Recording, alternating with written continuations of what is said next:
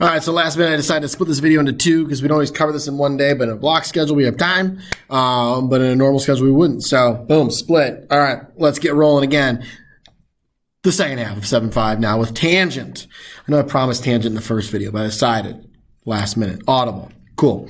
So again, we're going to be using our 30, 60, 45, 90, quadrantals, but we're going to use them with tangent functions. And that formula is a little bit different. So it looks kind of nasty too. We want to verify though, before we use it, just because we don't want to just take this as like fact. Like, okay, we got to show it ourselves, right? With something that we already know. We want to verify that formula, that it's tangent of A plus tangent of B over 1 minus tangent of A, tangent of B. Cool. Or alpha, beta, whatever you want to do. Mr. Henriksen's about to pop in here. So I'm strapping up with the mask, All right. Look like Mortal Kombat now in this video. Cool. You guys probably don't know what that is. All righty. Actually, you might. Mortal Kombat, that's still relevant, isn't it? I think so. I think it is. All right. So we're going to use our sum for sine and cosine formulas to derive this, okay? So we know that tangent is equal to sine over cosine, so we can then infer or conclude that sine of alpha plus beta over cosine of alpha plus beta would also be equal to then tangent of alpha plus beta. So let's go ahead and expand our sine and cosine. I'm going to pause the video to do that to save some time. All right, so this next move is a little bit weird, okay? So we know, so we got it all expanded here, right? Now we know we can multiply numerator and denominator by the same thing, still mathematically equivalent, right? Because that's like multiplying by 1, and multiplying by 1 doesn't change anything. But what form of 1, right? Because we usually do some kind of creative form of 1 or a clever form of 1. What the heck are we going to use in this case? Well, if you think back to one of the last problem I think in the last video, where we ended up getting tangent from sine over cosine, right? That's what we're kind of looking for here. Now, if I were to divide everything here, multiply everything by 1 over, if I were to multiply everything by 1 over cosine of alpha, cosine of beta, equivalent of dividing each individual part, each individual term by cosine of alpha, cosine of beta, look at what would happen, right? Our cosine of betas would cancel, okay? Our cosine of alphas would cancel, and then I'd be left with a lot of like sine over cosines, which we know are tangent, okay? So what I'm going to do here is I'm going to rewrite this one with a little bit of space, and then I'm going to write it with the cosine of alpha over cosine of beta. All right, so now everything's going to get multiplied by 1 over cosine of alpha, cosine of beta. You can think of it as multiplying by this.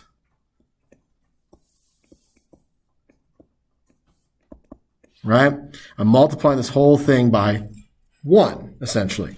So I'll have cosine of alpha here and cosine of beta. And there we have it. Now it's time for some cancellations, right? So that's gone. These are gone. That turns to 1. Let's see here. I think we're good there. And then we've got, boom, gone. All right. I like it. So now, what do we have here? If I were to clean this up a bit, this up here, that becomes tangent of alpha plus, and over here I've got tangent of beta. This became 1 right here, minus, and then I've got sine of alpha over cosine of alpha, so that's tangent of alpha, and then I've got beta as well, so then times tangent of beta. And look at that, we have verified it's legit. It's too legit to quit, so we also have a tangent difference formula as well, because we just cannot quit. Isn't that right, Mr. Henriksen? That's right. That's right. Okay, let's continue. Faux show. All right, so we've got our 2 different addition and subtraction formulas, right? You could see the similarities, really just the flip-flop of the plus or the minus, right? Good to notice those patterns helps you to commit that to memory. It's often easier if you just remember these, because then your brain can work a little bit faster through them. If they're on a sheet of paper, that's another thing too. But in the event that you got to recall them, if you're in a job interview and somebody asks, well, hey, can you derive the tangent sum formula? Like, I mean, come on, right? That happens every time. No, it doesn't. Didn't even happen for my job. All right, let's continue. So we have the same kind of process here as the last problems. We're just going to find our wonderful nice trig values to work with here. And one thing we want to point out, okay? I'm going to jot this down. What tangent of what angle do you think is the most pain to work with? Well, that would be tangent of 30. Avoid tangent of 30, right? That is root 3 over 3. Do you want fractions in fractions? No. You want stacks on stacks of cash, but you don't want fractions in fractions. Isn't that right, Mr. Henderson? That's I'm just popping it over you every time. All right. 100%. Avoid that at all costs. Generally, you can. I remember learning that my first time. I was like, this was terrible to work with. Why am I doing this? And I'm like, oh, yeah, I should just avoid 30. Okay. Jot that down. Remember it. America. Okay. Let us continue. So what values could we use here? How about 135 and 60? So this will become tangent of 135 plus 60. And just so we have it here handy, we'll keep that up as we set it up this first time. Okay. And then we'll try and go from memory from there. So this is my alpha. This is my beta. Plug and chug. Let's go. So we got tangent of 135 plus tangent of, then with 60, oh, that's just wonderful, isn't it? It's just root 3. Or sorry, I'm going too far. Let's put 60 there. Sorry. Oh my goodness. I'm jumping ahead a step. I'm just getting excited. I'm thinking of stacks on stacks. Let's see here. 135 and then tangent 60. Cool. Now let's go ahead and evaluate this now that I've got it all set up. So tangent of 135, that's just 1. And is that positive or negative? That's second quadrant, so that's going to be -1. Be careful with that. That's right. Let's see here. For 60, that would just be root 3. Okay, so far so good. Then I got 1 minus -1, and then again root 3. Okay, so now let's clean this up. So I've got -1 plus root 3 over 1, and then that's going to become positive root 3 plus root 3. Okay. Woo. Now this is taking you back to algebra 1. Do you remember what to do? You can't leave a radical in the denominator. I don't know why. No one knows why. I've asked every single math teacher here who came up with that rule, and even the smartest of smarts cannot tell me. But we do it, because we just blindly follow the rules. All right, so we're going to multiply by my conjugate, which is 1 minus root 3. I got that from looking at my denominator. And now we can simplify. I'm going to scooch over here. So in the in this one, we're going to have -1 plus root 3 times 1 minus root 3. So I'd have what? -1. Let's see here if I remember how to FOIL. Plus root 3. And then I'd have plus root 3. And then minus root 9, which is 3, all over. And for this one, I know it's going to be 1, and then minus root 9, which is 3. The middle ones, the 1 times root 3 and the 1 times negative root 3 are going to cancel out. That's the whole point of multiplying by the conjugate. And we can simplify a little further. So I'm going to have -4 plus 2 root 3 all over -2. And I got to keep on scooching. We can simplify everything by dividing by 2. Or even by -2, let's say. So that would end up being 2 minus root 3. Okay. I got into a panic there, guys. Thought I made a sign error, but it's perfecto. It's perfect. It's wonderful. Next example. Had ourselves a brief intermission there. We had a lunch warm-up, We're in the lunch area here doing math vids. What you got for lunch over there? What's your snack? Is that white cheddar Cheez-Its? White cheddar Cheez-Its and some carrots. And some carrots. A balanced diet there. All right. Evaluate as an exact value. And we've got ourselves, sometimes you'll see it in a tangent of -17 pi over 12. I'll throw up looking at that. So best to convert to degrees in these cases because you're going to see the addition, subtraction of your nice trig values a little bit easier in degrees than you will in radians. So I would highly suggest that.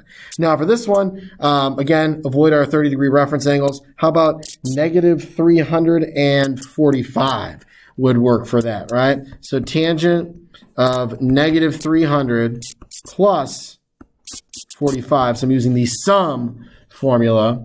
So let's populate that sum formula, shall we? So I'm going to have tangent of negative 300 plus tangent of 45 over 1, and then it's minus for this one. When it's subtraction, remember the plus and minus, they switch. I'd have tangent of negative 300 times tangent of 45. All right, time to evaluate. Let's do it. So for tangent of negative 300, that's all the way whipped around to the first quadrant with a 60-degree reference. That is going to be root 3 plus, and then I'd have positive 1 over 1 minus, and then again we have root 3, and then we have positive 1. Okay, so I have, let's clean it up. Coolio, I like it, good stuff. Now we're going to multiply by the conjugate. So I'd do 1 plus root 3 and 1 plus root 3. Lovely. I am going to, because, it takes a little while, I'm going to just pop all the way back up here. Start again. All right, so I'd have root 3 times 1 is root 3, and then root 3, let's see here, plus, and then root 3 times root 3 is root 9, which is 3. And then we have 1 times 1, which is 1, and 1 times root 3, which is 1 root 3, all over. And then we have 1 times 1 is 1 minus root 9, which is just minus 3. Cool. So we have, let's see here, 4 plus 2 root 3 all over negative 2. And if I divide everything by negative 2, I get negative 2 minus root 3. And we are good to go. Cotton Eye Joe. I don't know. What's that old song? It just came to me in the mind. Where did you come from? Where did you? I don't know. Good stuff. There, that's what I'm thinking. Mr. Henriksen for the win. There we go. All right. Example 3. Feel free to, if you need to, take a look and pause. Let me zoom out here a little bit in case you need to jot any of that down. Woo! All right. Okay, let's go. All right, evaluate tangent of 3 pi over 4 minus theta when tangent of theta is equal to 1/4. Okay, this seems bizarre, but let's just go with it, okay?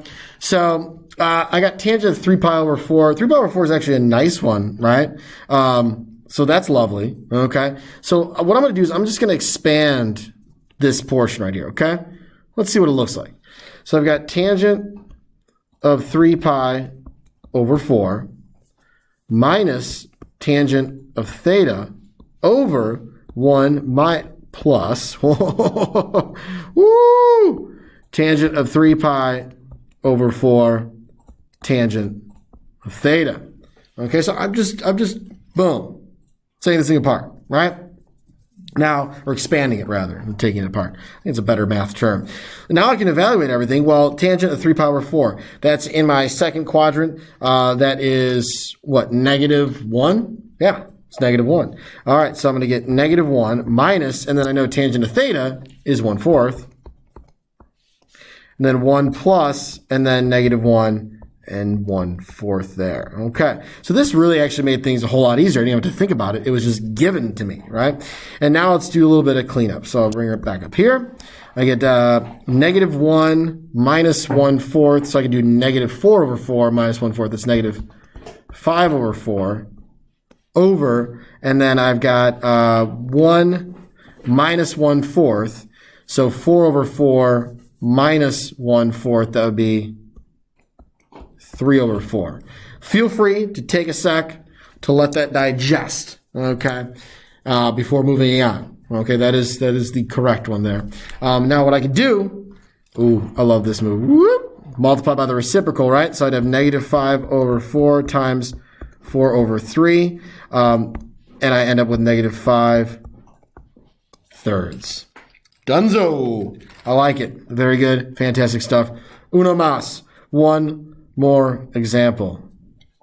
I think we got, ooh, that was a little voice crack there. Did you guys get that? We got just enough time for it. All right. Suppose tangent of alpha is equal to 2 over 3 and tangent of beta is equal to 1/5, where beta and both alpha and beta are in that first quadrant there, okay?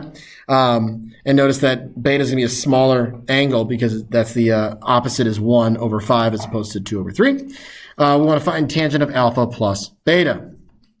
All right. That doesn't seem too bad at all. It's all in the first quadrant. Now, if I were to expand tangent of alpha plus beta, that'd be tangent of alpha plus tangent of beta over 1 minus tangent of alpha tangent of beta. Now, there's no other trig functions here, so I don't even need to really draw these triangles because I already have my values. I'm just plugging them in. So I'd have 2/3 plus 1/5 over 1 minus, and then we got 2/3 times 1/5. If you're having trouble with doing these fractions by hand, feel free to ask, a sibling or a neighbor that's in like 4th grade or something like that. They could probably give you a hand working with fractions since you have forgotten in all the years, So let's see here. We've got, watch me make a mistake with fractions now. So this one's going to be common denominator of 15. That would mean I'd have 10 plus 3 over 15 all over. And then here I've got 15 over 15. I'll do this. 15 minus 2 all over 15, right? This is going to become 2/15 right there when I multiply it together. Cool. So now, simplify further. I've got 13 over 15 all over, and then that would be 13 over 15. And anything divided by itself, or you can multiply by the reciprocal if you didn't notice it yet, it's going to be 1. Donezo. Awesome. Fantastic. America, freedom, rock and roll. Stay hydrated. And follow Riverdog Jenny on the gram. See ya.